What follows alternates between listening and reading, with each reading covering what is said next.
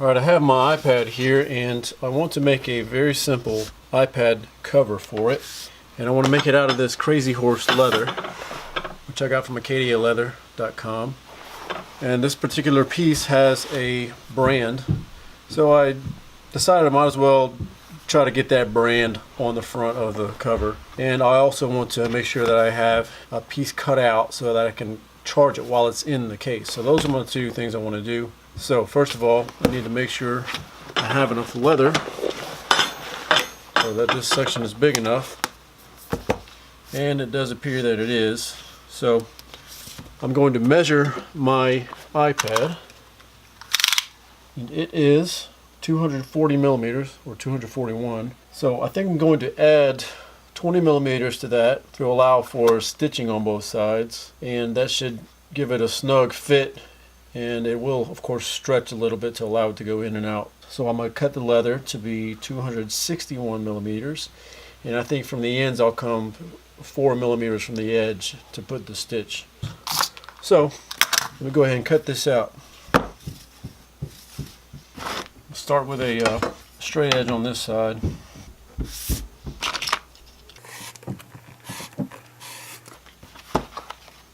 And so if I measure my iPad, I need to see how long I need to cut the leather. So measure the iPad from top to bottom, and I've got 180 millimeters. So I know I need to have at least 360 millimeters this way so that I can fold it over and have the front and the back. Maybe I'll add an extra 5 millimeters just to give a little room. So I got 185. Oh, 185. What did I say before? I cannot remember. 185. So what's that? 370 doubled plus 5 millimeters will make it 375. So I need to have 375 millimeters right there. I'm going to come down here. So I need to cut a little bit farther up. I think we'll just cut right past it. That way I can get this piece off the table. Make it a little easier to work around. This leather I got, Crazy Horse, it ended up with this grayish blue stain on the back, which I think is chromium from the tanning process.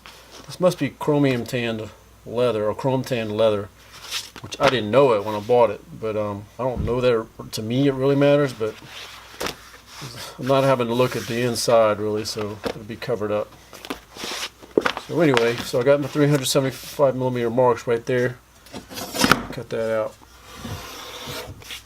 Alright, now I need to cut it straight on one edge. I do know I want that centered. Making an iPad cover? Yeah.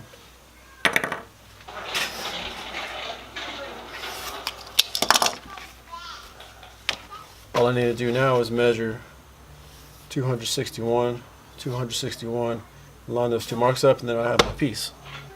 I'll put it again.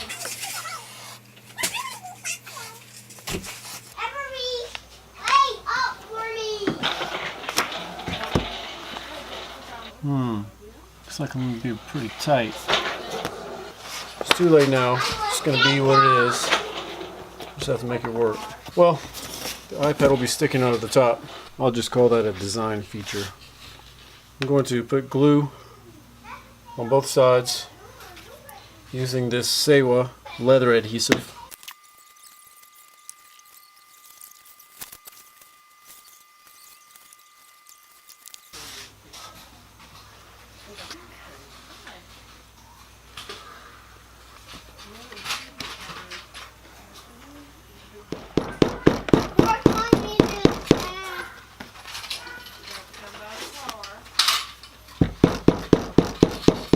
Dried pretty good, or it's good enough. So I'm going to put my iPad on top about where it's going to be in. And I think I realized I should have added 10 millimeters to the width. I only added 5, but I wasn't thinking about both sides, so that's why I'm a little short. But anyway, it's going to be about there. There's the charge port. So I'm going to cut around that washer.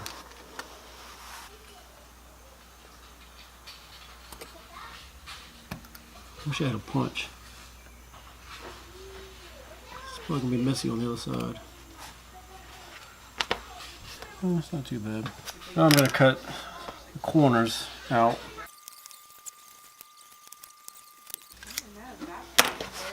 Alright, now I'm going to mark a groove for the line, for the thread.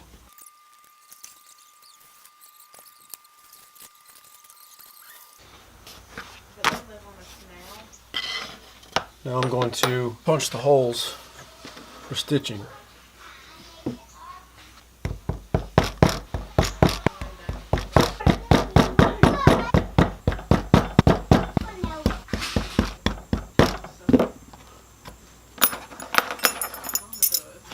Alright, now I can get the stitching thread going, start stitching it up.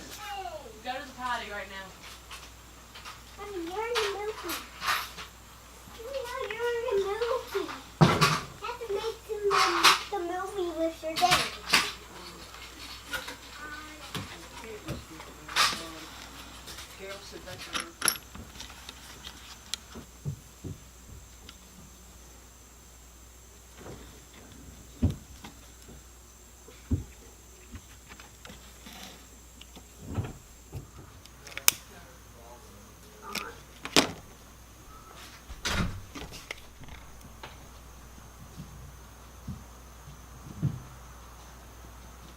Okay, with that side done, I'm going to get ready to do this side. But before I stitch here where the plug is going to go, I'm just going to clean up around here a little bit with some sandpaper before the thread's in the way. That'll be good enough. So I'm going to go ahead and thread this one and then this one, and then I'll be done with stitching. I'll see you when I get done. Okay, that's all stitched up, and so I need to sand the edges. Okay, that's done. And that's just to make sure that there's no glue blocking the dye whenever I dye the edges, so that it'll be solid color. If there's any glue blocking it, then you might see some of this natural leather color that doesn't take the dye. So I'm going to use a number 2 edge beveler and bevel the edges.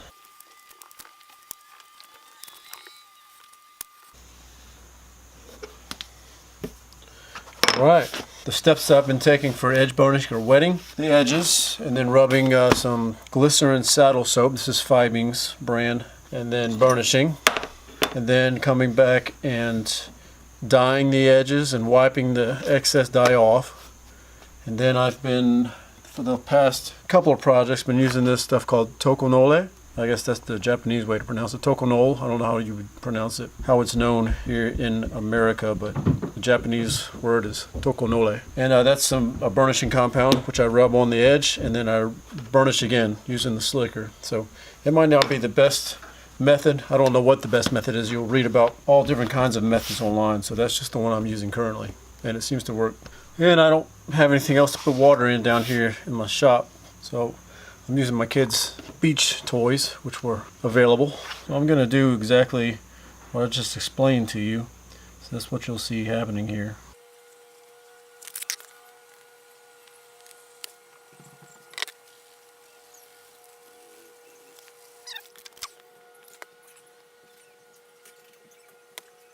I think that I've seen some people use canvas to burnish this. I don't have any. I think I read somewhere that you can use denim or something too, but I don't have any of that readily available. I didn't think about it before I started. So all I've been doing is using my slicking tool, but I need to get some canvas, I suppose, if I'm going to do it like everybody else I've seen on YouTube who uses this stuff. But the stuff works pretty good though.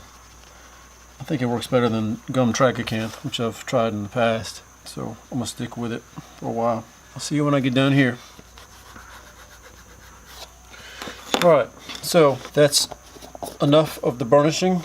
What I need to do now is I think the last step will be, at least for this project, will be to put some cream on it, Carnauba cream, because I like what it does to this leather. It makes it look really nice.